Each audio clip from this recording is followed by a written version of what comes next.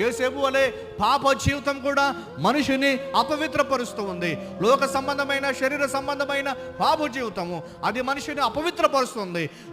యోసేపు ఆ ఐగుప్తు దేశంలో కూడా ఆశీర్వదింపబడటానికి, ఫరో ఇంటిలో ఆశీర్వదింపబడటానికి కారణం ఏంటంటే అతడు జారత్వానికి దూరంగా పారిపోయాడు. కనుకనే రెండింతల ఆశీర్వాదాన్ని అతను కుమారులు అనుభవించేటట్లుగా యోసేపు చేయగలిగాడు. అలాగే దానియేలును మనం చూస్తాం. దానియేలు ఎలాంటి వాడు అంటే పవిత్రంగా ఉండాలని నిర్ణయం చేసుకున్నాడు. భోజనం అతన్ని అపవిత్రపరుస్తుందని మాత్రమే కాదు, అది విగ్రహాల ముందు పెట్టింది కాబట్టి దాన్ని అపవిత్రపరుస్తుందని ఉద్దేశించి దానియేలు పవిత్రంగా ఉండాలనుకున్నాడు.